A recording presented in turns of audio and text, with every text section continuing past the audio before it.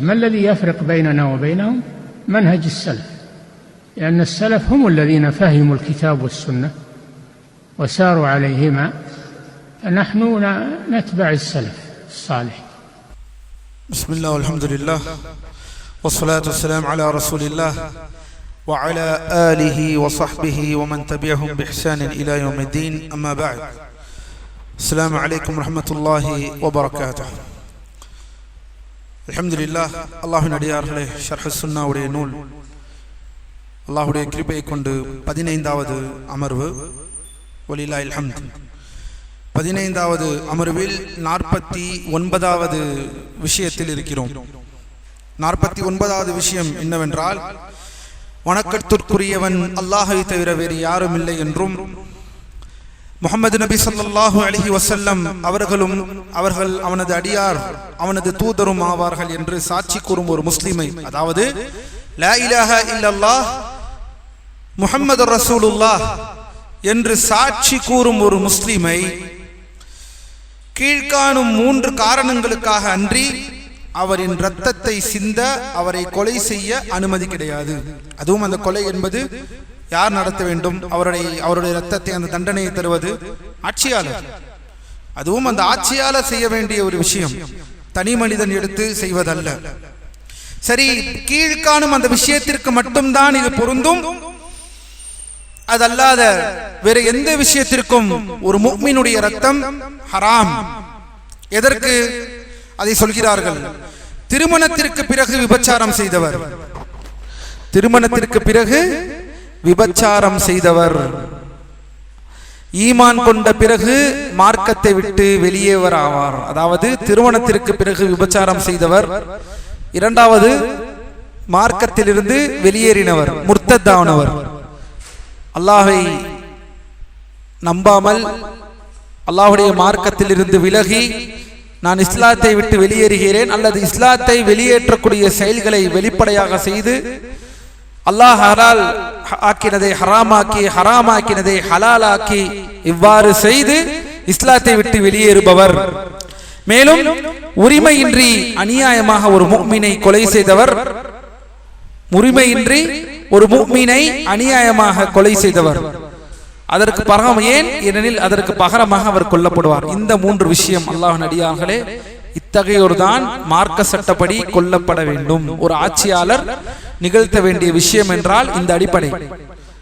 ஒன்று விபச்சாரம் செய்தவர், மற்றொன்று அநியாயமாக உயிரை கொன்றவர், கொலை செய்தவர், மற்றொருவர் இஸ்லாத்தை விட்டு வெளியேறினவர், முர்த்ததானவர். ஆனால் இங்கு ஒரு விஷயம் வருகிறது. இந்த இஸ்லாத்தை விட்டு வெளியேறினவர், முர்த்ததானவரை விஷயத்தில் உலமாக்கள் விவரிக்கிறார்கள். அவர் தௌபா செய்யும்படி ஏவப்பட வேண்டுமா அல்லது தௌபாவை அவரிடம் கேட்கப்படாமலேயே அவர் கொல்லப்பட வேண்டுமா? ஒருவர் இஸ்லாத்தை விட்டு வெளியேறக்கூடிய பதிவுகளை போடுகிறார், அல்லது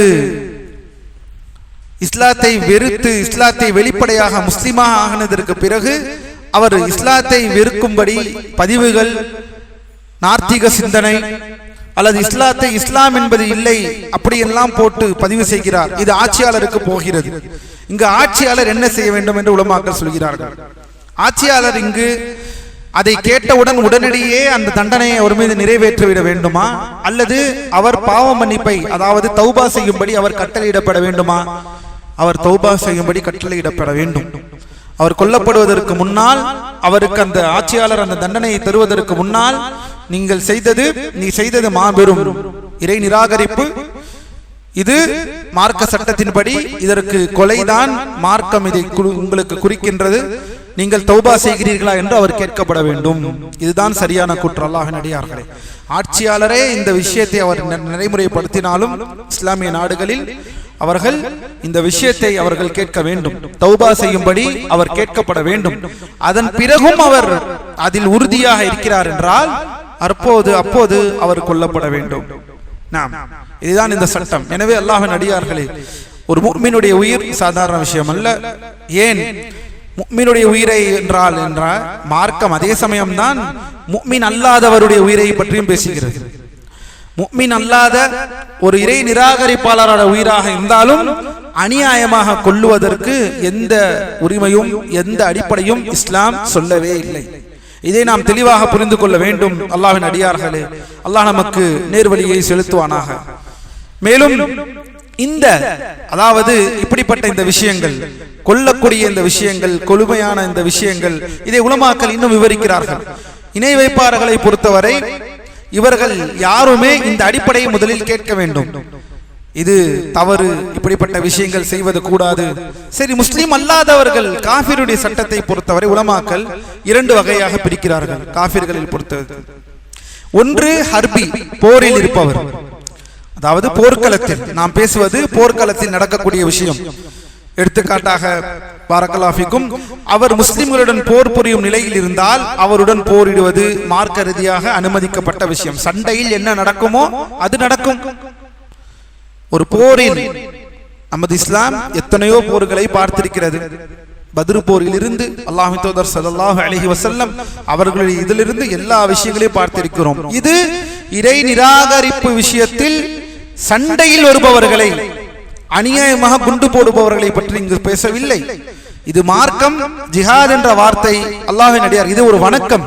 ஆனால் இன்று இந்த ஜிஹாத் என்ற வார்த்தை முற்றிலுமாக தவறான ஒரு கண்ணோட்டத்தில் இன்று பரிமாறப்படுகிறது.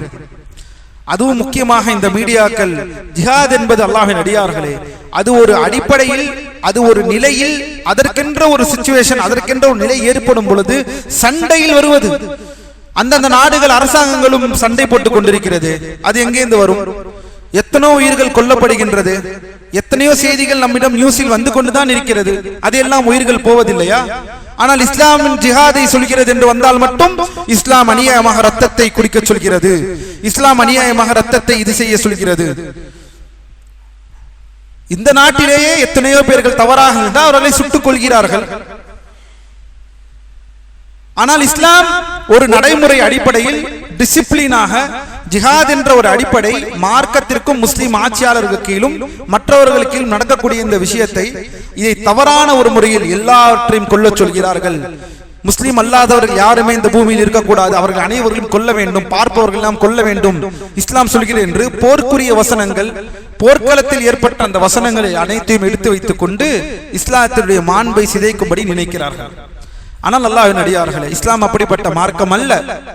இதை மார்க்கம் வன்மையாக கண்டிக்கிறது. அல்லாஹ்வின் அடியார்களே, பாரக்கல்லாஹு ஃபீக்கும், அநியாயமாக உயிர்களை கொல்வது இஸ்லாமிய மார்க்கம் அல்ல என்பதை பலமுறை மார்க்கத்தில் தெளிவுபெற்ற உலமாக்கள் இதை தெளிவாக விளக்கிக் கொண்டுதான் இருக்கிறார்கள். சரி, இன்னொரு வகை இருக்கிறது. இதர் யார்? ஒப்பந்த அடிப்படையில் பாதுகாப்பில் இருப்பவர், ஒரு காஃபிர், ஒரு இறை நிராகரிப்பாளர். ஒப்பந்த அடிப்படையில் இதைத்தான் உலமாக்கள் சொல்கிறார்கள். முஹம்மது பின் சாலிஹ் அல் உஸைமீன் போன்ற இமாம்கள் இந்தியாவில் வசிக்கக்கூடிய முஸ்லிம்களுக்கு என்ன கடமை? நீங்கள் ஒப்பந்தத்தில் இருக்கிறீர்கள், அல்லாஹ்விற்கு அஞ்சிக் கொள்ளுங்கள், அல்லாஹ்விற்கு அஞ்சிக் கொள்ளுங்கள். அப்பாவி உயிர்களை எடுப்பதற்கு உங்களுக்கு அனுமதி இல்லை.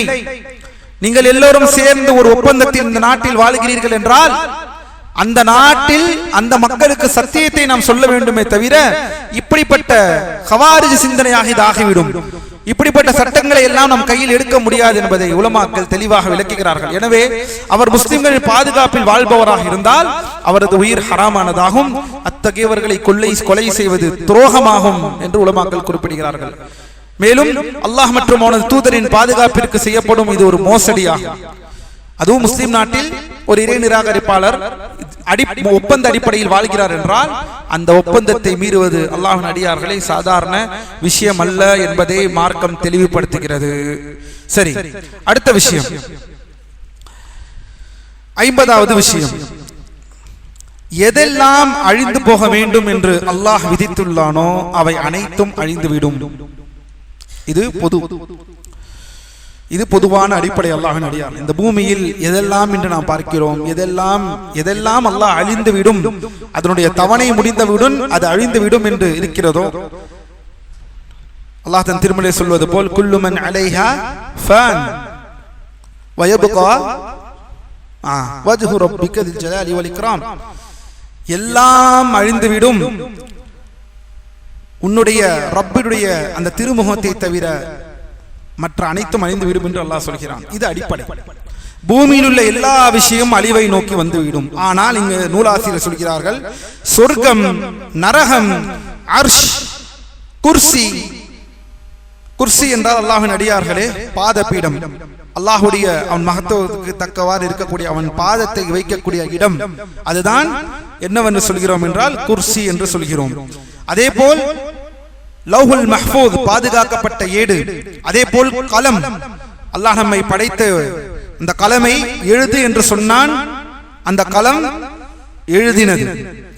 எதெல்லாம் ஆரம்பத்திலிருந்து கடைசி வரை நடக்கும் என்பதை எதெல்லாம் எழுதச் சொன்னானோ அந்த பேனா, அந்த பேனா பாதுகாக்கப்பட்ட ஏடு, அர்ஷ், சொர்க்கம், நரகம், குர்சி மற்றும் ஊதுகுழல், சூர்.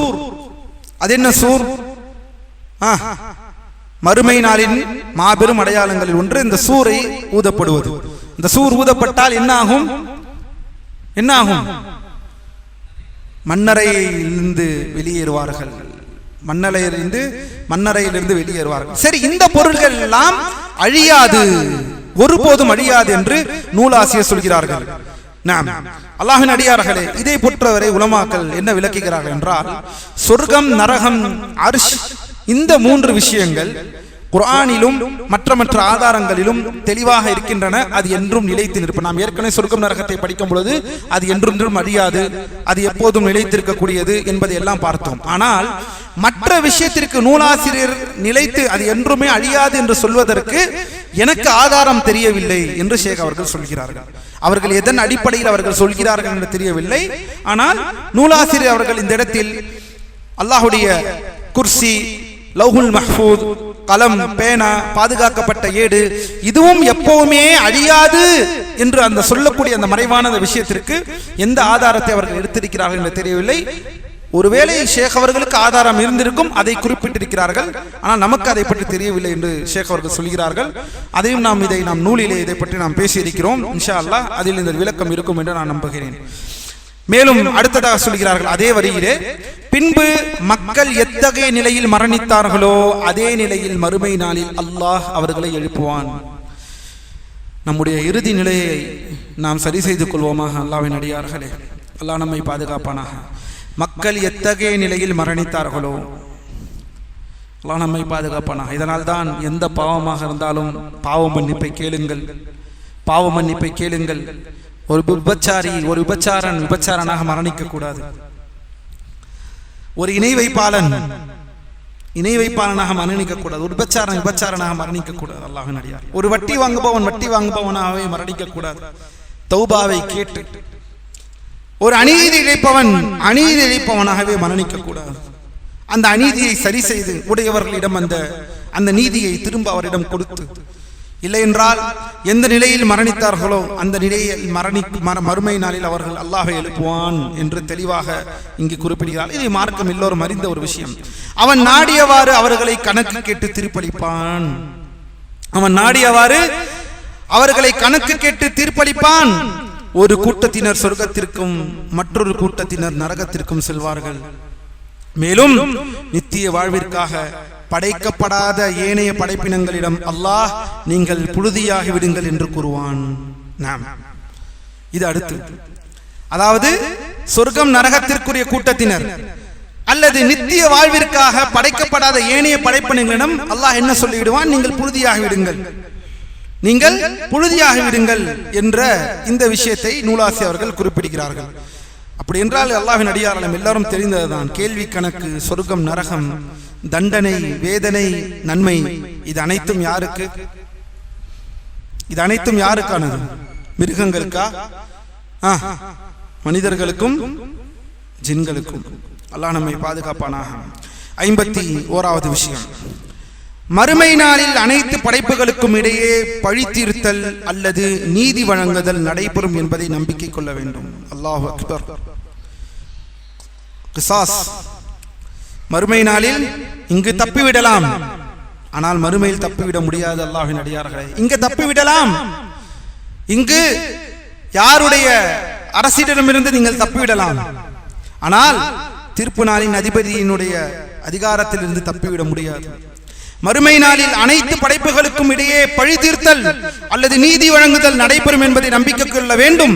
மேலும் பாருங்கள், இது ஆதமின் மக்கள், மனிதர்கள், வேட்டை விலங்குகள், பூச்சிகள் என அனைவருக்கும் இடையிலும் நடக்கும்.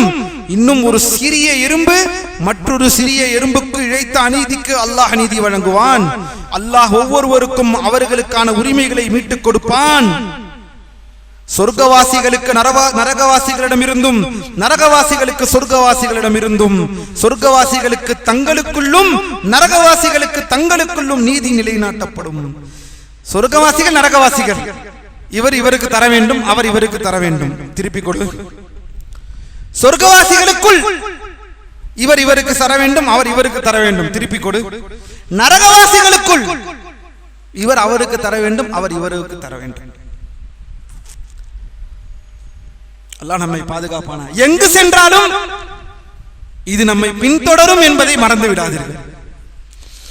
எந்த இடத்திற்கு சென்றாலும், நாம் சென்று சேரக்கூடிய இடம் எதுவாக இருந்தாலும் இந்த நீதி என்பது விஷயம் நம்மை பின்தொடரும். அல்லாஹ்வின் அடியார்களே, கவனம் கவனம்.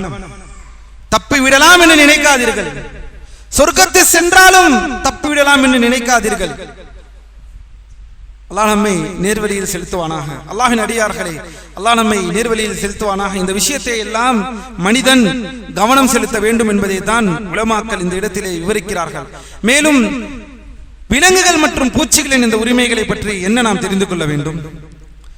விலங்குகள், பூச்சிகள், இதற்கும் இந்த நீதி என்ற விஷயம் வருமா என்பதை உலமாக்கள் எவ்வாறு குறிப்பிடுகிறார்கள்? மேலும் அல்லாஹ்வின் அடியார்களே, உலமாக்கள் இந்த அநீதியை பற்றி சொல்லும் பொழுது சொல்கிறார்கள், அநீதி இழைப்பதை அல்லாஹ் மிக கடுமையாக தடுத்துள்ளான். அது ஒரு சிறிய மிஸ்வா குச்சியாக இருந்தாலும் சரி, அல்லது ஒரு செருப்பு வாராக இருந்தாலும் சரி, ஒரு மனிதன் முறையற்ற வழியில் எதனையாவது அபகரித்தால் அதில் முஸ்லிம்களுக்கு இழைக்கப்பட்ட அநீதி இருப்பதால் மறுமை நாளில் அதை அவன் சுமந்து கொண்டே வர வேண்டும். திருப்பி கொடுத்து விடுங்கள். அது வாராக இருந்தாலும் என்ன செய்து விடுங்கள், திருப்பி கொடுத்து விடுங்கள். ஒரு மிஸ்வாக்காக இருந்தாலும் திருப்பி கொடுத்து விடுங்கள். அது அநீதியாக இருக்கும் பட்சத்தில் திருப்பி கொடுத்து விடுங்கள். 50 ரூபாய் இருக்கும்,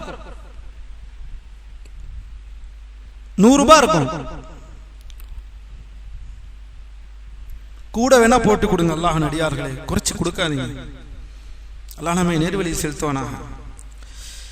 அதே போலத்தான் ஒரு காஃபிர் முஸ்லிம்களின் பாதுகாப்பு ஒப்பந்தத்தில் திம்மாவில் இருக்கும் பொழுது அவருக்கு அநீதி இடிப்பதையும் மார்க்கம் தடுத்துள்ளது. காஃபிருக்கும் முஸ்லிமுக்கு அநீதினா காஃபிருக்கு அநீதி செய்யலாமா? அல்லாஹ் தன் திருமறையில் கூறுகிறான், வலா யஜ்ரிமன்னகும் ஷனஆனு கௌமின், கோபப்பட்டவராக இருந்தாலும், அவர்கள் கோபத்துக்குரியவர்களாக இருந்தாலும் அந்த கோபமும் அதற்கான எதிர்வினையும் அநீதியின் பால் இருக்கக்கூடாது. இஅ்திலு ஃபஇன்னஹு அக்ரபு லித்தக்வா என்று அல்லாஹ் தன் திருமறையில் கூறுகிறான். கோபத்துக்கு பெற்ற மனிதர்களாக கூட இருக்கலாம், அதற்காக அநீதி செய்வீர்களா? அல்ல, மார்க்கம் தடுக்கின்றது. அல்லாஹ்வின் அடியார்களே, மேலும் மறுமை நாளில் உங்களுடன் வாதிடுவான். அந்த காஃபிருக்காக அல்லாஹ் மறுமை நாளில் உங்களோடு வாதிடுவான். அந்த காஃபிருக்காக அவன் சேருமிடம் நரகம். ஆனாலும் அல்லாஹ் அநீதியை வெறுக்கிறான். மேலும் பாருங்கள், விலங்குகள் மற்றும் பூச்சிகள் உரிமைகளை பொறுத்த மட்டில் ஒட்டகம், மாடு, ஆடு போன்ற கால்நடைகளுக்கு அநீதி இழைப்பதும் தடுக்கப்பட்டுள்ளது. எறும்புகளை கொலை செய்தவன் கூட்டத்தும் தடுக்கப்பட்டது. ஒரு நபி மரத்திற்கு அடியில் ஓய்வெடுத்துக் கொண்டிருந்த போது ஒரு எறும்பு அவரை கடித்து விட்டது. கோபத்தில் அவர் அந்த எறும்பு புற்றையே எரிக்க உத்தரவிட்டார். அப்போது அல்லாஹ் அவரை கண்டித்தான். ஒரு எறும்பு கட்டிடத்திற்காக இறைவனை துதி செய்து கொண்டிருந்த ஒரு இனத்தை அழித்து விட்டாயே என்ற இந்த ஹதீஸை ஷேக் ரபி அவர்கள் மேற்கோள் காட்டுகிறார்கள். நபிமார்களில் நடந்த ஒரு சம்பவம். மேலும் மறுமை நாளில் பாதிக்கப்பட்டோருக்கு அநீதி இழைத்தோரிடமிருந்து நீதி பெற்று தர முடியும். சரி, இந்த விஷயத்திலிருந்து இந்த நபியுடைய சம்பவம், அந்த எறும்பு கடித்ததினால் அதை எரிக்க உத்தரவிட்டதினால் அல்லாஹ் இதை பற்றி சொல்கிறான். ஒரு எறும்பு வம்சத்தையே, அந்த கூட்ட கடித்ததற்காக துதி செய்து கொண்ட ஒரு இனத்தையே பாருங்கள். இங்கு கூட ஆதாரம், பிராணிகள் அல்லாஹை துதி செய்கின்றது. இந்த விஷயத்தில் உலமாக்கள் சொல்கிறார்கள், எறும்புகள் கடிப்பதுடைய சட்டம் என்ன? எறும்புகளை கொல்வது, பூச்சிகளை கொல்வது, கொசுவை அடிப்பது, இது அநீதியில் வருமா?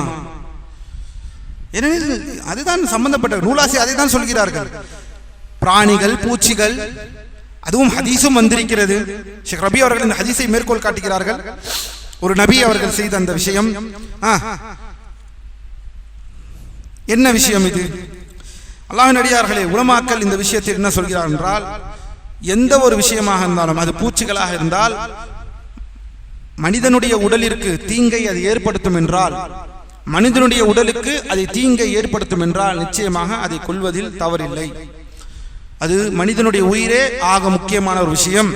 ஆனால் நூலாசிரியர், அதாவது ஷேக் ரபி அவர்கள் இதற்கு விளக்க உரை எழுதின ஒரு இமாம் என்ன சொல்கிறார்கள் என்றால், இந்த விஷயத்தில் எனக்கு இதை எதுவும் செய்யக்கூடாது என்று நான் நினைக்கிறேன் என்று சொல்கிறார்கள்.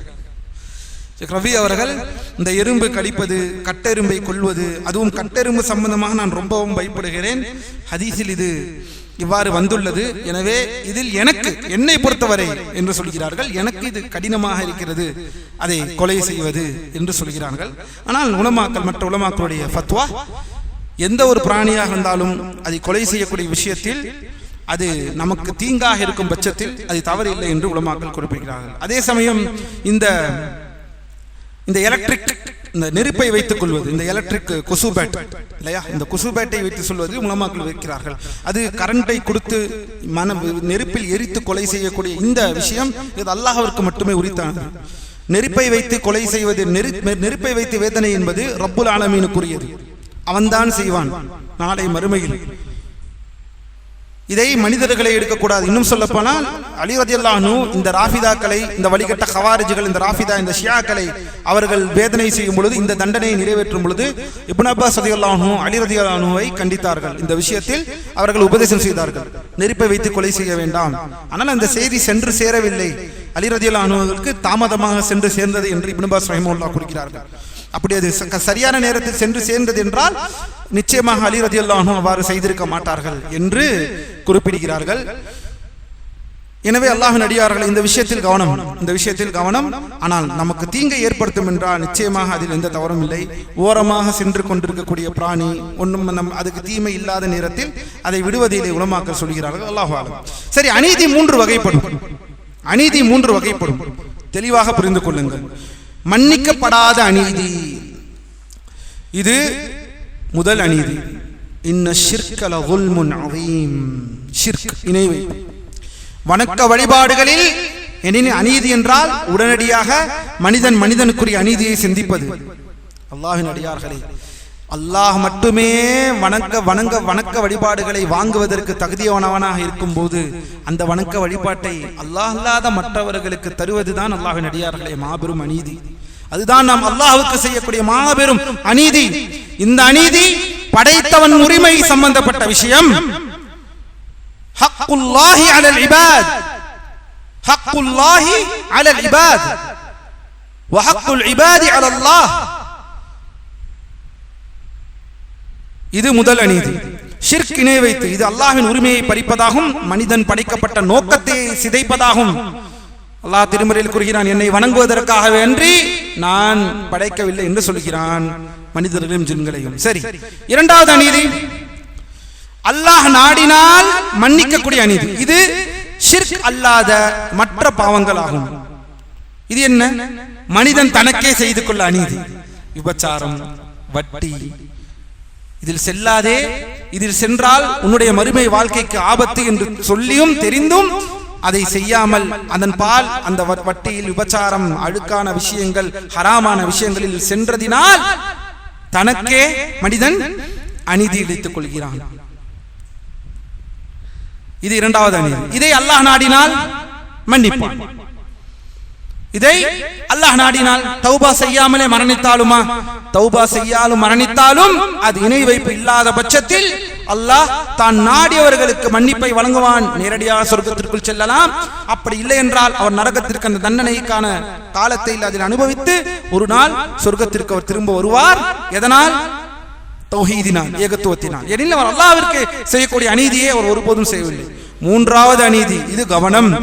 இது என்ன? அடியார்களுக்கிடையே இழைக்கப்படும் அநீதி. ஒன்று படைத்தவன், மற்றொன்று நமக்கு நாமே, மூன்றாவது நமக்கும் மற்ற மனிதர்களுக்கும். நமக்கும் மற்ற மனிதர்களுக்கும். சுப்ஹானல்லாஹ். இது ஒருபோதும் மன்னிக்கப்படாது, இது ஒருபோதும் மன்னிக்கப்படாது என்று ஷேக் அவர்கள் சொல்கிறார்கள். பாதிக்கப்பட்டவருக்கு உரிய நீதியை அல்லாஹ் அநீதி இழைத்தவர்களும் பெற்றுத் தருவான். இங்கு தரவில்லை என்றால் அங்கு அதை நிச்சயமாக அல்லாஹ் பெற்றுத் தருவான். அல்லாஹ்வின் அடியார்களே, இதைத்தான் கந்தரா கேள்விப்பட்டிருக்கிறீர்களா? அல் கந்தரா, அல் கந்தரா என்றால் என்ன? யாராவது கேள்விப்பட்டிருக்கிறீர்களா? மா மஅனா அல் கந்தரா? பாலம். பாலமா? நாம் தான் பாலத்தை எல்லாம் ஏற்கனவே படித்து விட்டோமே. என்ன பாலம் நாம் படித்தது? 2 பாலம் மறுமையில். ஒரு பாலம் நாம் எல்லோரும் படித்த அந்த பொதுவான சிராத்துல் முஸ்தகீம். அல்லாஹ் நம்மை நேர்வழியில் செலுத்துவானாக. அல்லாஹ்வின் அடியார்களே, கணக்கு நாள், கணக்கு ஹிசாப், கணக்கு தீர்க்கப்பட்டதற்கு பிறகு பாலம் சம்பவம் நடக்கும். பாலம் சம்பவத்திற்கு அடுத்ததாக அல்லாஹ்வின் அடியார்களை உலமாக்கள் ஒரு விஷயத்தை பிரத்யேகமான ஒரு பாலம். இந்த பாலத்திற்கு பெயர் அல் கந்தரா. என்ன இந்த பாலம் அல் கந்தரா? இதில் பிரத்யேகமாக மனிதர்களுக்கு மனிதர்கள் அநீதி இழைக்கப்பட்டவர்கள் நிற்கக்கூடிய இடம். மனிதர்களுக்கு மனிதர்கள் அநீதி செய்தவர்களால் அவர்கள் நிற்கக்கூடிய இடம் இந்த கந்தரா. மக்கள் சிராத் என்னும் பாலத்தை கடந்து நரகத்தின் மேல் செல்வார்கள். அதற்கு பிறகு அல்லாஹ் அவர்களை சூனத்திற்கும் நரகத்திற்கும் இடையில் உள்ள கந்தரா என்னும் ஒரு பாலத்தில் நிறுத்துவான். அங்கே ஒருவருக்கொருவர் இழைத்த அநீதிகளுக்காக பழிவாங்கும் கிசாஸ் படலம் நடைபெறும். அல்லாஹ்வின் அடியார்களே, இந்த பூமி சாதாரண வாழ்க்கை அல்ல. அநீதியிலிருந்து விலகி இருப்போம். அல்லாஹ்வின் அடியார்களே, கந்தரா என்ற ஒரு தனிப்பட்ட பாலம் மார்க்கத்தில் வந்துள்ளது என்பதை புரிந்து கொள்ளுங்கள். ஒரு முஸ்லிமுக்காக மற்றொரு முஸ்லிமிடம் இருந்தும், ஒரு காபிருக்காக மற்ற காபிர்களிடம் இருந்தும் நீதி பெற்று தரப்படும். அதுபோலவே ஒரு காபிருக்காக முஸ்லிமிடம் இருந்தும், ஒரு முஸ்லிமுக்காக காபிரிடம் இருந்தும் நீதி நிலைநாட்டப்படும். இதுவே அல்லாஹ்வின். காபிர்களுக்கு அநீதி சென்று விட்டால் அல்லாஹ்வினை தண்டிக்க மாட்டான் யாராவது நினைத்துக் கொண்டிருக்கிறீர்களா? யாராவது அப்படி நினைத்துக் கொண்டிருக்கிறீர்களா? இந்த கவாரிஜ் இப்படிதான் நினைத்துக் கொண்டிருக்கிறான். இந்த கவாரிஜ் அப்பாவி மக்களை கொன்று குவித்துக் கொண்டிருந்து இதை நான் வணக்கமாக செய்கிறேன் என்று நினைக்கக்கூடிய இந்த கவாரிஜிகள் இதுதான் நினைத்துக் கொண்டிருக்கிறார்கள். அல்லாஹ்வின் அடியார்களே, ஒரு காசாக இருக்கட்டும், ஒரு பணமாக இருக்கட்டும், அவருக்கு செய்யக்கூடிய எந்த அநீதியாக இருக்கட்டும், கவனமாக இருந்து கொள்ளுங்கள். அல்லாஹ் நம்மை நேர்வழியில் செலுத்துவானாக. கந்தரா என்ற ஒரு தனி பாலம் மார்க்கத்தில் இருக்கிறது. அல்லாஹ் தூதர் ஸல்லல்லாஹு அலைஹி வஸல்லம் இதை தெளிவாக விவரிக்கிறார்கள். இன்னும் சொல்ல போனால், மறுமை நாளில் உரிமையாளர்களுக்கு அவரது உரிமைகள் முழுமையாக திருப்பிக் கொடுக்கப்படும். கொம்பில்லாத மிருகங்களை பாருங்கள். மிருகங்கள் விஷயத்தில் கொம்பில்லாத ஆட்டிற்காக அதனை முட்டிய கொம்புள்ள ஆட்டிடம் இருந்து பழிவாங்கப்படும். ரபி அவர்கள் விளக்குகிறார்கள். கொம்பில்லாத ஆட்டிற்காக அதனை முட்டிய கொம்புள்ள ஆட்டிடம் இருந்து பழிவாங்கப்படும். ஏனெனில் கொம்புள்ள ஆடு வலிமையானது, அதனிடம் ஆயுதம் இருந்தது. ஆனால் கொம்பில்லாத ஆட்டிடம் அத்தகைய தற்காப்பு இல்லை. எனவே அதற்கு இழைக்கப்பட்ட துன்பத்திற்காக அல்லாஹ் அங்கு நீதியை நிலைநிறுத்துவான். லா இலாஹ இல்லல்லாஹ். இப்பேற்பட்ட ஒரு நீதியாளன் ரப்புல் ஆலமீன். மேலும் அல்லாஹ்வின் அடியார்களே, பாரக்கல்லாஹு ஃபீக்கும், இந்த இடத்திலே இந்த தாவர வகைகள், பூச்சிகள் எல்லாம் அநீதி வாங்கப்படும் என்ற விஷயத்தை பொறுத்தவற்றில் இந்த வனவிலங்குகள் அதற்கும் அவர்கள் எறும்பு என்று குறிப்பிட்டப்பட்டுள்ள இந்த விஷயங்கள் எல்லாம் பொதுவான ஹதீஸ்களின் அடிப்படையில் சொல்லி இருக்கலாம் என்று நூலாசிரியர் சொல்லி. இதற்கென்று பிரத்யேகமாக ஹதீஸ்கள் இருக்கிறதா என்றால் இல்லை. வனவிலங்குகள் அல்லது எறும்புகள் என்று பெயரிட குறிப்பிட்டிருக்கும் நேரடி செய்திகளை நான் பார்த்ததில்லை என்றே சொல்கிறார்கள். இருப்பினும் முந்தைய பொதுவான ஹதீஸ்களின் கருத்தில் இவை அனைத்துமே அடங்கிவிடும். எனவே நாம் கவனமாக இருக்க வேண்டும் என்பதை தெளிவாக அல்லாஹ்வின் அடியார்கள் இந்த விஷயத்தில் நாம் புரிந்து கொள்ள வேண்டும். சூரத்துல் மரியமிலே இந்த வசனம் வருகிறது. வ இம்மின்கும் இல்லா வாரிதுஹா கான அலா ரப்பிக ஹத்மன் மக்தியா. இந்த வசனத்தை பாருங்கள். உங்களில் அதனை யாரும் கடக்காமல் இருக்க முடியாது. வ இம்மின்கும் இல்லா வாரிதுஹா.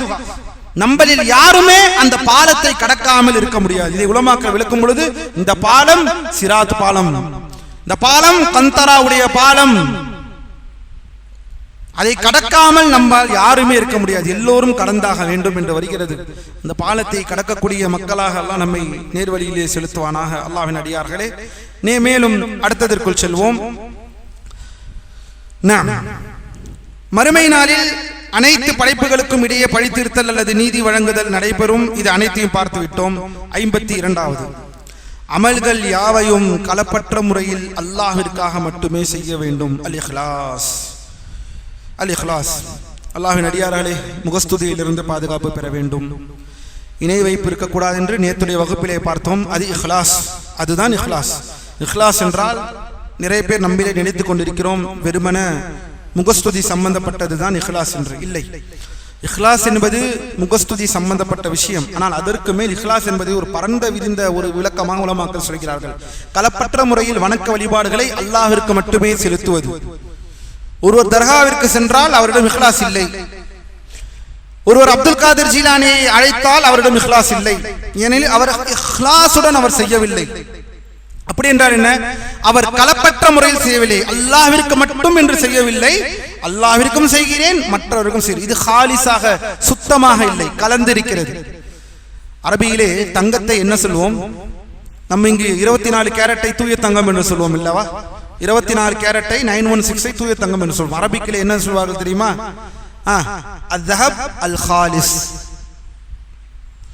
தஹப் என்றால் தங்கம். அத்ஹப் அல் ஹாலிஸ் என்றால் என்ன? ஹாலிஸ் இஹ்லாஸ். கவனியுங்கள், ஹாலிஸ் இஹ்லாஸ். இஹ்லாஸ் என்ற வார்த்தை நமக்கு எல்லோருக்கும் பரிச்சயமான ஒரு வார்த்தை. அரபியிலே அத்ஹப் அல் ஹாலிஸ் அப்படி என்றால் என்ன அர்த்தம்? தூய தங்கம். தூய தங்கம் என்றால் கலப்படம் இல்லாத தங்கம். அப்படிதான் நம் வணக்கமும் இருக்க வேண்டும். என் அழைத்தல் என்ற அந்த அழகிய வணக்கத்தில் கலப்படம் இருந்தால் அது ஹாலிஸானதா? அது இஹ்லாஸானதா? இல்லை. அதேதான் சிறிய வார்த்தை. யாராவது சவுதியில் இருந்தால் கூட அவர் ஷிர்கில் இருந்து அல்லாஹ் நாடினால் வெளியேறி விடலாம். ஏனெனில் இந்த ஹாலிஸ் என்ற வார்த்தை அரபுகள் எதற்காக பயன்படுத்துகிறார்கள்? இப்ப ஹாலிஸ் என்றால் தூய தங்கத்தை தான் தூயம், கலப்படம் இல்லாதது என்று சொல்லுவோம். ஆமாவா இல்லையா? அரபி வார்த்தை ஹாலிஸ் என்றால் இதே நம் மக்களுக்கு சொல்லலாம். அல்லாஹ் குர்ஆனிலே இஹ்லாஸ் என்று சொல்கிறானே, ஒமா உமிரு என்று எத்தனையோ வசனங்களில் அல்லாஹ் இஹ்லாஸை குறிப்பிடுகிறானே. இப்பயாவது புரிந்து கொள்ளுங்கள். அரபியிடம் சென்று, நீங்கள் அரபி சவுதியில் வேலை செய்தீர்கள் அல்லவா? இஹ்லாஸ் என்றால் என்ன? ஹாலிஸான தங்கம், சுத்தமான தங்கம். சுத்தமாக இருக்க வேண்டும் நம் வணக்க வழிபாடு. நம் வணக்க வழிபாட்டில் கலப்பு இருக்கக்கூடாது.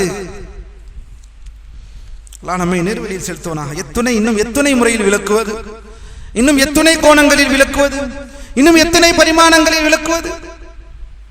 எது உங்களை தடுக்கின்றது அல்லாஹ்வுக்கு ஏகத்துவத்தை நிறுத்துவதில்? அல்லாஹ் நம்மை நேர்வழியில் செலுத்துவானாக. அல்லாஹ்வின் அடியார்களே, சரி, இஹ்லாஸிற்கு முரணானவை உலமாக்கள் சொல்லும் பொழுது முதலில் இணை வைத்தல், அதை நாம் இப்போது பார்த்து விட்டோம். இரண்டாவது விஷயம் முகஸ்துதி, ரியா, புகழுக்காக மற்றவர் என்னை பார்க்க வேண்டும், அது ரியா. மற்றவர்கள் என்னை பற்றி பேச வேண்டும், அது சும்ஆ. அது என்ன?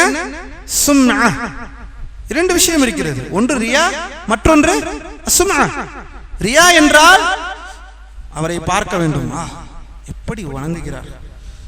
சும்ஆ என்றால் அதை பார்ப்பது மட்டும் இல்லாமல் அதை பேசுவதை ஆசைப்பட வேண்டும். அவர் பேசுவதை கேட்பார். சும்ஆ, அவர் கேட்க வேண்டும்.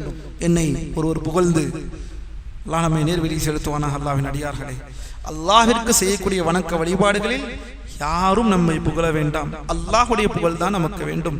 அல்லாஹ்வுடைய பாராட்டும் அவனுடைய வாழ்த்து தான் நமக்கு வேண்டும். அல்லாஹ்வின் அடியார்களே, அதை நோக்கி நிறுத்துங்கள் உங்களுடைய செயலை. நான் ஏற்கனவே சொல்லியிருக்கிறேன், சலஃபுகள், முன் சென்ற உலமாக்கள் பள்ளியில் அழுவதை கூட கண்டித்தவர்களாக இருந்தார்கள்.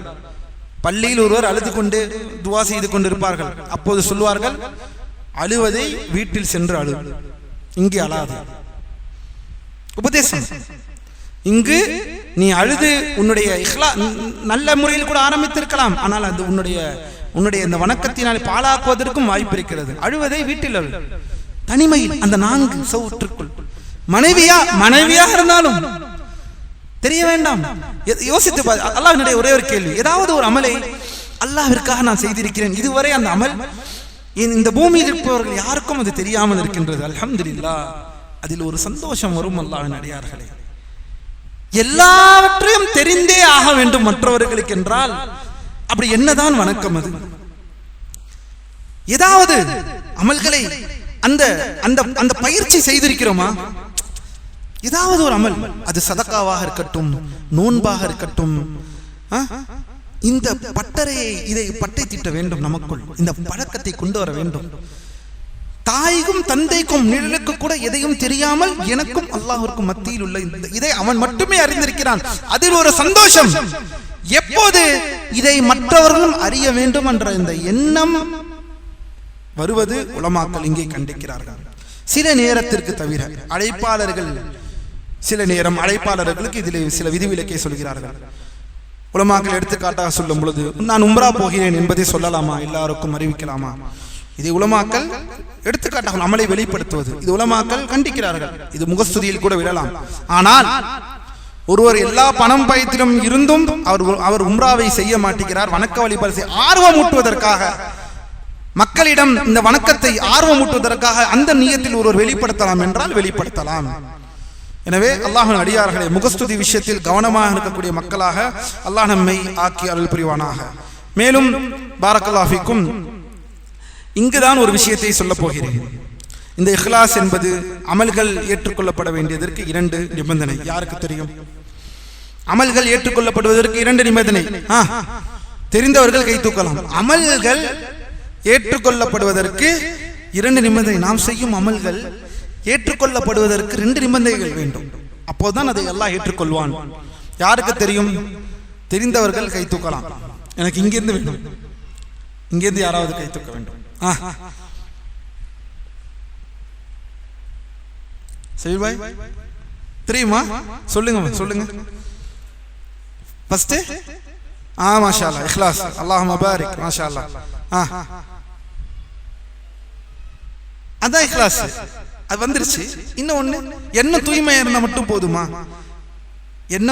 எண்ணம் அல்லாஹ்விற்காக இணை வைப்பு இல்லாமல் எல்லாமே அதுல வந்துருச்சு, எல்லாமே அதுல வந்துருச்சு. இன்னும் ஒண்ணு, ஒரு நிபந்தனை. மாஷா அல்லாஹ், நீண்ட காலமானவர் ஷபீர் பாய், மாஷா அல்லாஹ். அஹ்சன்த். இன்னும் ஒண்ணு இருக்கு. யாரு? சுன்னா. அந்த செயல் அப்படியே செய்து விட முடியாது. அந்த செயல் அல்லாஹ்வின் தூதர் காட்டி தந்திருக்கிறார்களா? அப்படி இல்லை என்றால் அது என்னவாக மாறிவிடும்? பிதத்தாக மாறிவிடும். அப்படி இல்லை என்றால் அது பிதத்தாக மாறிவிடும். இந்த 2 நிபந்தனைகள் மறக்காது அல்லாஹ்வின் அடியார்கள். 2 நிபந்தனை. ஒன்று இஹ்லாஸ், அது இல்லை என்றால் முடிந்து விட்டது.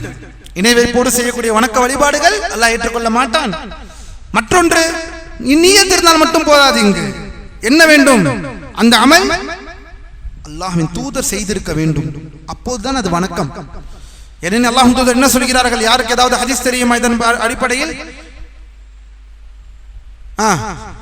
மன் அமில அமலன் லைஸ அலைஹி அம்ருனா ஃபஹுவ ரத். யார் ஒரு அமலை செய்து, பாருங்கள், அமலை அவர் செய்யட்டும், இக்லாஸோடு செய்தாலும் அதில் என்னுடைய கட்டளை, என்னுடைய வழிமுறை அந்த அமலில் நான் சொன்னது போல் இல்லை என்றால் ஃபஹுவ ரத். அல்லாஹ் நம்மை பாதுகாக்க வேண்டும். இன்னொரு ஹதீஸில் எவ்வாறு வருகிறது? மன் அஹ்தஸ ஃபீ அம்ரினா வ ஹாதா மா லைஸ மின்ஹு ஃபஹுவ ரத். 2 பேருக்கு அமலை உருவாக்கக்கூடிய பிதத்வாதிக்கும் இது தலீல், பொதுமக்களுக்கும் தலீல். அமலை உருவாக்குபவன் மன் அஹ்தஸ என்ற ஹதீஸில் வந்து விடுவார்கள். இந்த பிதத்தை உருவாக்கக்கூடியவர்களுக்கு மன் அஹ்தஸ என்ற ஹதீஸ். யார் ஒரு அமலை உருவாக்குகிறாரோ மக்களுக்கு காமிப்பார், இந்தாங்கள் இந்த அமலை வாங்கள் செய்வோம். நாம் நோன்பு தொடுப்பதற்கு முன்னால் 20 நிமிஷம் மைக்கில் சத்தத்தை வைத்துக் கொண்டு எதற்காக கத்துகிறார்கள், என்ன ஓதுகிறார்கள் என்று எதுவுமே தெரியவில்லை. அல்லாஹ் இறக்கியிருக்கிறானா? இல்லை. அல்லாஹ்வின் தூதர் இறக்கியிருக்கிறார்களா, சொன்னார்களா? இல்லை. சஹாபாக்கள் மூலமாவது தெரிந்திருக்கிறதா? எதுவும் இல்லை. ஆனால் நாங்கள் செய்வோம். கடைசி 20 நிமிஷம் நாங்கள் மைக்கை போட்டு நாங்கள் கத்துவோம், நாங்கள் பேசுவோம், நாங்கள் ஓதுவோம். சரி, போய் இது வணக்கமா? நாங்கள் இஹ்லாஸோடு தான் செய்கிறோம். அப்படி என்றால் இஹ்லாஸோடு செய்து விட்டீர்கள் வணக்கமாயிடுமா? வந்த மாணவிக்கு என்ன மரியாதை? அதனால்தான் அல்லாஹ் சொன்னார்கள், வணக்கத்தை யார் உருவாக்குகிறானோ அதில் என்னுடைய கட்டளை இல்லையோ அது பிதா, அது மறுக்கப்படும். இது உருவாக்கினவர்களை மட்டும் விடவில்லை அல்லாஹ் தூதர், அதை பின்பற்றி செய்பவனுக்கும் இங்கு மன் அமில அமலன், இங்கு உருவாக்குவோர் இல்லை. இன்னொரு ஹதீஸில் யார் அந்த அமலை செய்கிறாரோ, என்னுடைய நாட்டில் இல்லாத அந்த அமலை செய்கிறவன் அதுவும் மறுக்கும். அல்லாஹ் நம்மை நேர்வழியில் செலுத்துவானாக. சரி, இங்குதான் அடுத்த ஒரு கேள்வி.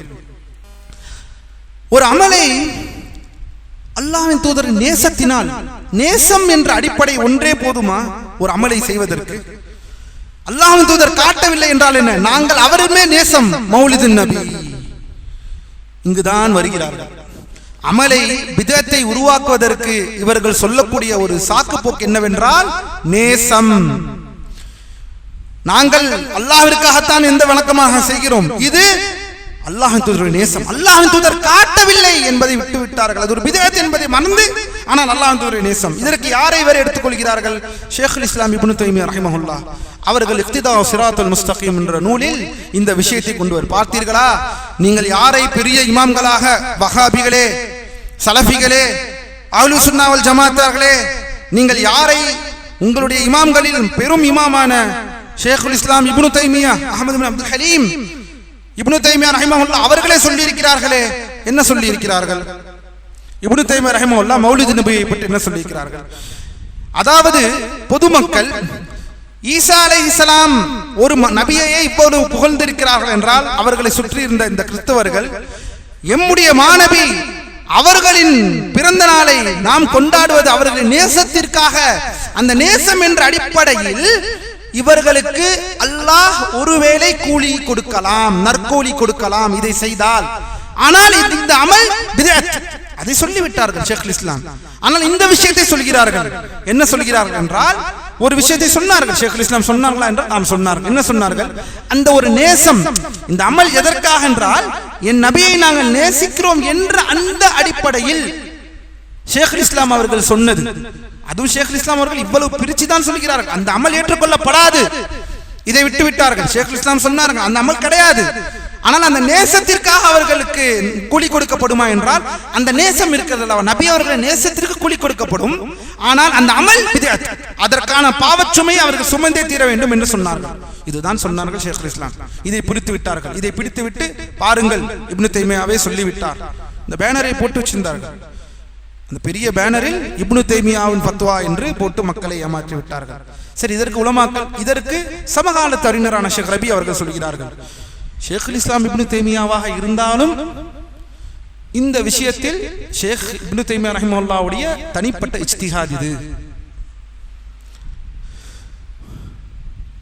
அல்லாஹ்வின் தூதருடைய நேசத்திற்காக அவர்கள் நற்கூலிப்படுவார்கள் என்பது ஒற்றுக்கொள்கிறோம். ஆனால் இந்த மௌலிதை செய்வதனால் அல்ல, வெளியில் மௌலித் இல்லாத இடத்தில் மௌலிதை செய்யாமல் பொதுவாக ஒருவர் அல்லாஹ்வின் தூதருடைய நேசத்தை வைத்ததினால் நாம் எல்லோரும் அல்லாஹ்வின் தூதர் மீது நேசம் வைத்திருக்கிறோம், ஸலவாத் ஓதுகிறோம், அவர்களுக்காக துஆ செய்கிறோம் என்ற இந்த அடிப்படை வெளியிலே அந்த நேசத்திற்கு நற்கூலி செய்யப்படலாமே தவிர, இந்த அமல் என்பது பிதஅத். அதை ஷேகுல் இஸ்லாமும் சொல்லிவிட்டார்கள், நாமும் அதை சொல்கிறோம். இந்த அமலை செய்வதனால் அந்த நேசத்திற்காக எல்லாம் ஒருவர் கூலி எல்லாம் கொடுக்கப்பட மாட்டார். இதுதான் சரியான குற்று. நாங்கள் இமாம்களாகவே இருந்தாலும் சரி, அவர்களை மதிப்போம், அவர்களுடைய இஜ்திஹாதை நாங்கள் விடுவோம். அதுவும் இப்னு தைமியா எங்குமே அவர் மௌலிது நபியை ஓதுங்கள் என்று சொல்லவில்லை. அது பிதஅத் என்பதில் தெளிவாக இருக்கிறார்கள். வெறும் அந்த நேசத்திற்கு அவர்கள் கூலி கொடுக்கப்படலாம் என்று சொன்னார்களே தவிர, அந்த அமல் பிதஅத் என்பதை தெளிவுபடுத்தினார்கள். அதை உலமாக்கள் விவரிக்கிறார்கள். பின்னால் வந்தவர்கள் இந்த மௌலிது நபவியுடைய அதை செய்வதனால் அந்த நேசத்திற்காக அல்ல, வெளியிலே அவர்கள் அல்லாஹ்வின் தூதர் மீது நேசம் வைத்தால் அதற்கு அவர்கள் கூலி கொடுக்கப்படலாம். இந்த அமலை அப்படி என்றால் ஒவ்வொரு அமலையும் புதுசாக உருவாக்கி கொண்டு நேசம் வைத்தோம், அதனால் நாம் செய்ய முடியுமா? நேசம் என்ற அடிப்படையில் பிதத்தை செய்து விட முடியுமா? அல்லாஹ்வின் அடியார்களே, நேசம் என்ற அடிப்படையில் பிதத்தை செய்து விட்டால் அது பெரும் விஷயத்திற்கு கதவு திறக்கப்படும் என்று உலமாக்கள் விளக்குகிறார்கள். எனவே அல்லாஹ் இவர்களை ஆவுண்டா கொண்டு வருகிறான், ஹுப்புன் நபி. ஆவுண்டா இந்த சூஃபிகள் கொண்டு வரக்கூடிய வார்த்தை ஹுப்புன் நபி, நபியை நேசித்தல் என்று சொல்லி பிதஅத்திற்கு வழிவகுப்பார்கள். அல்லாஹ் நம்மை பாதுகாப்பானாக. எனவே அமல்கள் ஏற்றுக்கொள்ளப்படுவதற்கு இரண்டு நிபந்தனை. ஒன்று இக்லாஸ், இரண்டு அல் முதாபா, நபி அவர்களின் வழிமுறை.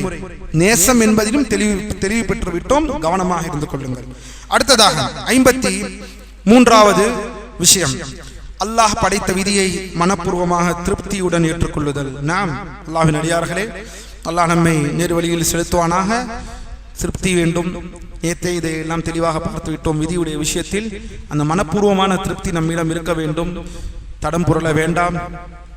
அல்லாஹ் அனைத்தையும் அறிந்தவன், அல்லாஹ் அனைத்தையும் எழுதிவிட்டான் என்ற அவனுடைய வல்லமையை தெரிந்து கொள்ளக்கூடிய நாம் அதை நம் வாழ்க்கையில் போட்டுவிடக் கூடாது. அல்லாஹ் இந்த வாழ்க்கையை சோதனையாக வைத்திருக்கிறான். இதில் வெற்றி பெறக்கூடிய சமுதாயமாக இந்த கதரை அல்லாஹ் எனக்கு நன்மையை தான் எனக்கு எழுதியிருப்பான், என்னை சொர்க்கவாசியாகத்தான் என்னுடைய கடைசி அமல்களை வைத்திருப்பான் என்ற அந்த நம்பிக்கையுடன் நான் நகர வேண்டும் வாழ்க்கையில். அதனால்தான் அல்லாஹ் சொல்கிறான், நான் என் அடியான் என்னை எவ்வாறு நினைப்பானோ அப்படிதான் நான். என் அடியான் என்னை அல்லாஹை என்னை எவ்வாறு அவன் நினைக்கிறானோ அப்படிதான் நான். என்னை நன்றவனாக எனக்கு நன்மை என்னை எனக்கு சொர்க்கத்தில் அனுப்புவனாக நினைத்தால் அல்லாஹ் அவ்வாறுதான். அந்த நினைப்பை நம்மிடம் இருக்க வேண்டும். அல்லாஹ்வின் அடியார்களே, அல்லாஹ் நம்மை நேர்வழியில் செலுத்துவானாக. மேலும் பாரக்கல்லாஹு ஃபீக்கும், அடுத்ததாக அல்லாஹ்வின் தீர்ப்பை பொறுமையுடன் ஏற்றுக்கொள்ளுதல், சபுர். அல்லாஹ்வுடைய தீர்ப்பை பொறுமையுடன் ஏற்றுக்கொள்ளுதல். அல்லாஹ்வின் அடியார்களே, இந்த பொறுமை 3 வகைப்படும். சபுர், இந்த சகிப்புத்தன்மை, பொறுத்து கொள்ளக்கூடிய தன்மை, 3 விஷயங்கள் அல்லாஹ்வின் அடியார்களே. அல்லாஹ் நம்மை நேர்வழியில் செலுத்துவானாக. 1, கவனமாக புரிந்து கொள்ளுங்கள். பாரக்கல்லாஹு ஃபீக்கும், அல்லாஹ்வுடைய இந்த தீர்ப்பை நாம் பொறுத்து கொள்ள முடியும் வேண்டும் என்றால் இந்த விதியின் மீது பொறுமை, வணக்க வழிபாடுகளில் பொறுமை. பாரக்கல்லாஹு ஃபீக்கும், முதல் விஷயம், சோதனைகள் ஏற்படும் போது பொறுத்து கொள்ளக்கூடிய பக்குவம். 3 விதயத்தில் ஒரு மனிதனின் வாழ்க்கையில் சபுர் இருக்கிறது. அஸ்ஸப்ரு அலா தஆத்தில்லாஹ், வஸ்ஸப்ரு அலா மஅசியத்தில்லாஹ், வஸ்ஸப்ரு அலா அக்தாரில்லாஹி அல்முலிமா. முதல் விஷயம், வணக்க வழிபாடுகளை செய்வதற்கே சபுர் வேண்டும். இப்போது தராவீகை முடித்துவிட்டு போறலாம் என்றால் நீங்கள் புரிந்திருக்கலாம். அல்லது தராவீகைக்கு வருவதற்கு, ஒரு வணக்கத்தை செய்வதற்கு நாம் நம்முடைய உள்ளத்தை பொறுமை காத்து அதிலிருந்து நம் மனதை தவற விடாமல் சபுராக இருந்ததினால் தான் பள்ளிக்குள் வந்தீர்கள். அதே போல் தராவி முடிந்ததற்கு பிறகு நீங்கள் போயிருக்கலாம். ஆனாலும் அமர்ந்து அல்லாஹ்வுடைய மார்க்கத்தை படிக்க வேண்டும் என்பதற்கும் என்ன வேண்டும்? சபுர் வேண்டும். அதுதான் சபுர் அலா தஆத்தில்லாஹ், அல்லாஹ்வுக்கு கட்டுப்படுவதில் சபுர். அதே போலத்தான் பாவம் செய்வதற்கு எல்லா வழியும் இருக்கும். போனில் இருக்கும், எதிர்கையில் இருக்கும், பக்கத்தில் இருக்கும். அதை செய்யாமல் அதை சகித்துக் கொள்கிறீர்கள் பாருங்கள், அல்லாஹ்விற்காக. அந்த சபுர், அதுதான் 2வது சபுர். அஸ்ஸப்ரு அலா மஅசியத்தில்லாஹ், பாவம் செய்வதிலிருந்து தன்னை தடுத்துக் கொள்வதற்காக பயன்படுத்தக்கூடிய சபுர். வாய்ப்புகள் இருக்கும், அதை எப்படியாவது அந்த வாய்ப்பிலிருந்து நான் சகித்துக் கொள்கிறேன், யா அல்லாஹ் என்னை காப்பாற்று இந்த பாவத்தை செய்வதிலிருந்து. இந்த 2 சபுரும் வாழ்க்கையில் முக்கியம். அல்லாஹ்வின் அடியார்களே, இந்த 2 சபுரும் வாழ்க்கையில் முக்கியம். பெரும்பாலான மனிதர்கள் 3 சபுர் என்றால் அவர்களுக்கு ஞாபகம் வருவது வெறும் இந்த 3வது நாம் சொல்லக்கூடிய இந்த சபுர். தீமை ஏதாவது ஏற்பட்டால், இந்த பூமியில் நமக்கு பிடிக்காத அல்லது நம்ம சோதனை செய்யக்கூடிய சம்பவங்கள், நிகழ்வுகளும் நம்மிடம் ஏற்பட்டால் அதற்காக சபுர் செய்வது. நமக்கு சபுர் என்றாலே இது மட்டும்தான் நமக்கு சொல்லித்தரப்பட்டுள்ளது. சபுர் என்றாலே இது மட்டும்தான் நமக்கு சொல்லித்தரப்பட்டுள்ளது. ஆனால் சபுர் 3 விஷயத்தில் இருக்கிறது. நீங்கள் செய்யக்கூடிய ஒவ்வொரு நன்மையான காரியங்களும் சபுர் இல்லாமல் நீங்கள் செய்யறது இல்லை. அல்லாஹ்வின் அடியார்களே, அப்படி இல்லை என்றால், நன்மையான அமல்கள் செய்யாமல் இருந்தால் நம்மிடம் அந்த விஷயத்தில் சபுர் இல்லாமல் இருக்கிறோம். பாவமான செயல்களை செய்து கொண்டிருக்கிறோம் என்றால் அதிலிருந்து நம்மை தடுப்பதற்கும் சபுர் இல்லாமல் இருக்கிறோம். 3வது சபுர், அல்லாஹ்வுடைய விதியில் ஏற்படக்கூடிய விஷயங்களை பொறுத்திருப்பது. அல்லாஹ் நம்மை நேர்வழியிலே செலுத்துவானாக. அடுத்ததான விஷயம், கண்ணியமும் மிக்க மகத்துவம் மிக்க அல்லாஹ் கூறியவை அனைத்தையும் நம்பிக்கை கொள்ளுதல். அதுதான் இந்த வாழ்க்கை, அதுதான் இந்த வாழ்க்கை. கண்ணிய மகத்துவமிக்க அல்லாஹ் கூறினதை, அறிவித்ததை, அவன் சொன்ன அனைத்தையும் நம்பிக்கை கொள்ளுதல். குர்ஆனை நம்பிக்கை கொள்கிறோம். தன் நபியின் மூலமாக நமக்கு அறிவித்த அவன் போதனைகளின் சுன்னாவையும் நாம் அல்லாஹ்வுடைய சுன்னாவை நம்பிக்கை கொள்கிறோம். இந்த நம்பிக்கை என்றுமே நம்முடன் நிலைத்திருக்க வேண்டும். அல்லாஹ் நம்மை பாதுகாப்பானாக. மேலும் அடுத்தது 56வது விஷயம், அல்லாஹ்வின் அனைத்து விதிகளையும் நம்புவது ஈமானாகும். அது நன்மை மற்றும் தீமை, இனிமை மற்றும் கசப்பு என அனைத்தையும் நம்பிக்கை கொள்ளுதல். நல்லது நன்றா மட்டும் நம்பிக்கை கொள்வதல்ல, தீமையும் நடக்கும். அல்லாஹ்வின் அடியார்களே, வாழ்க்கை எப்போதுமே நல்லதே நடந்து விடுமா? வாழ்க்கை எப்போதுமே நமக்கு பிடித்தது மட்டும்தான் நடக்க வேண்டும் என்று நினைக்கிறீர்களா? அப்படி இல்லை என்றால், அப்படிதான் என்றால் சோதனை எதற்கு? சோதனை இல்லாமல், சோதனைக்கப்படாமல் ஒரு முஃமின் இந்த வாழ்க்கையை கடந்துவிட முடியுமா? எனவே சோதனை என்பது இருக்கும் அல்லாஹ்வின் அடியார்களே, சோதனை என்பது இல்லாமல் இல்லை. அல்லாஹ் இவ்வாறே தன் திருமறையிலும் சொல்கிறான், வலனபுலுவன்னக்கும் பிஷைஇம் மினல் ஹௌஃப் வல் ஜூ வ நக்ஸின் மினல் அம்வால் என்று அல்லாஹ் பல விஷயங்களை குறிப்பிடுகிறான். உங்களை பயத்தில் இருந்தும், பசியில் இருந்தும், உங்களுடைய செல்வத்தின் குறைபாடுகளில் இருந்தும் உங்களை நாங்கள் சோதிப்போம். ஒரு நாள் காசு இருக்கும், ஒரு நாள் காசு இருக்காது. ஒரு நாள் செல்வம் இருக்கும், ஒரு நாள் செல்வம் இருக்காது. ஒரு நாள் லாபம் இருக்கும், ஒரு நாள் லாபம் இருக்காது. எப்போதுமே ஒரே மாதிரி. ஒரு நாள் திடீரென்று ஒரு இழப்பு ஏற்படும், ஒரு நாள் திடீரென்று ஒரு இழப்பு ஏற்படலாம். அல்லாஹ் நம்மை பாதுகாப்பானாக, அல்லாஹ் நம்மை பாதுகாப்பானாக. பொறுமையை இழந்து விடுவோமா? அப்படின்னா நமக்கும் முஃமின் அல்லாதவர்களுக்கும் உள்ள வித்தியாசம் என்ன? எனவே அல்லாஹ்வின் அடியார்களே, சபூர் நமக்கு தேவை. அல்லாஹ்வுடைய கதிரை திருப்தியுடன் ஏற்றுக்கொள்ளுதல் மிக முக்கியமான விஷயம். அதனால் தான் ஷேக் அவர்கள் சொல்கிறார்கள், இமாம் பர்பஹாரி, நன்மை தீமை இனிமை கசப்பு என அனைத்தையும் நம்பிக்கை கொள்ளுதல், அடியார்கள் என்ன செய்வார்கள் என்பதையும் அவர்களின் முடிவு என்ன என்பதையும் அல்லாஹ் ஏற்கனவே அறிவான்.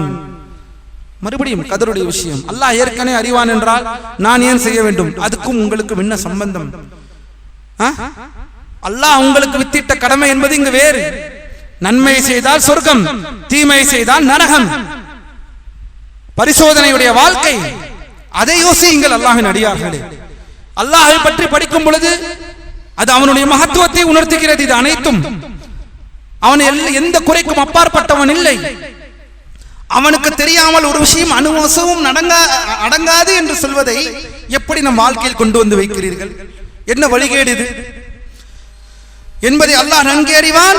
அவர்கள் என்ன செய்கிறார்கள் என்பதும் ஒருபோதும் மகத்துவமிக்கவனும் கண்ணியமிக்கவனுமாகிய அல்லாஹ்வின் ஞானத்தை விட்டு தப்பாது.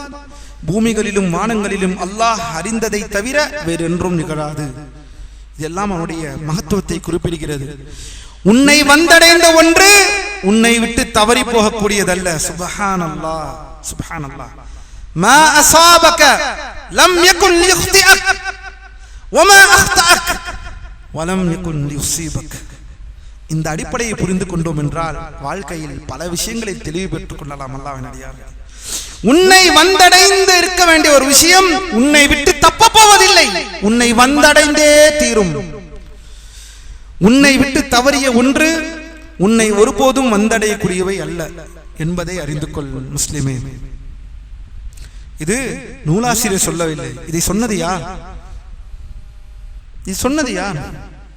அல்லாஹ்வின் தூதர் ஸல்லல்லாஹு அலைஹி வஸல்லம்.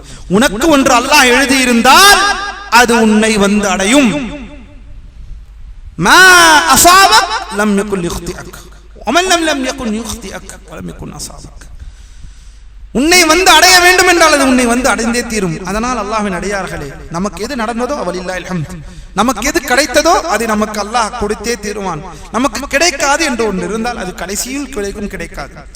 அது கிடைக்க வேண்டும் என்று நினைத்தால் ஹலாலான வழிமுறையின் பால் அதை அடைய நீங்கள் முயற்சி எடுங்கள், தவறில்லை. அல்லாஹ் இதேதான் சொன்னார்கள். என்ன சொன்னார்கள்? இஹ்ரிஸ் அலா மா யன்ஃபஉக் வஸ்தஈன் பில்லாஹ். உனக்கு எது பிரயோஜனம் தருமோ அதை அடைவதில் ஆர்வம் கொள். அல்லாஹ்விடம் பாதுகாப்பு தேடு, அந்த விஷயத்தில் அல்லாஹ்விடம் உதவி தேடு. வஸ்தஈன் பில்லாஹ். அல்ஹம்துலில்லாஹ், எல்லாற்றையும் போற்று விட்டேன், கிடைக்கவில்லை. அஹ்மதுல்லாஹ், அல்லாஹ்வை புகழ்ந்து கொள், அது உனக்கு அல்லாஹ் எழுதவில்லை என்று, அவ்வளவுதான். உனக்கு எழுத வேண்டியது அல்லாஹ் சொர்க்கம், அதுதான். அதற்கான அமல் தான் இந்த பூமி. எவ்வளவு தெளிவான ஒரு தர்பியாவாக இது இருக்கும். மேலும் 58வது விஷயம், அல்லாஹுடன் வேறு எந்த படைப்பாளனும் இல்லை. அல்லாஹுடன் வேறு எந்த படைப்பாளனும் இல்லை. இதில் யாராவது சந்தேகம் கொள்கிறோமா? படைப்பாளனில் அல்லாஹ்வை தவிர வேறு யாரும் இல்லை. எனவே அல்லாஹ்வின் அடியார்களே, இது அல்லாஹ்வுடைய ரூபிய சம்பந்தப்பட்ட விஷயம். படைப்பாளனில் அல்லாஹ்விடம் யாரும் இல்லை என்று சொல்வது நமக்குத்தான். ஆனால் சூஃபிகளுக்கு இது அல்ல.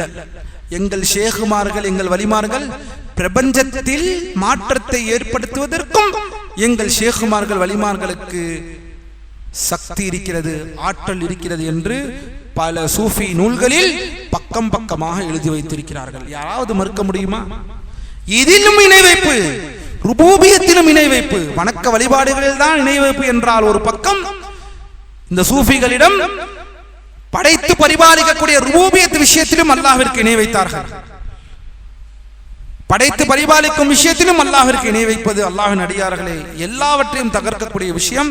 அல்லாஹ் நம்மை பாதுகாப்பானாக. அல்லாஹ் நாடினால் மீதம் இருக்கக்கூடிய விஷயத்தில் நாளை தொடர்வோம். பிஇذنில்லாஹி ரப்பில் ஆலமீன். ஜனாசா தொழுகைக்கு 4 தக்பீர்கள் என்று ஒரு விஷயத்தை கூறுகிறார்கள்.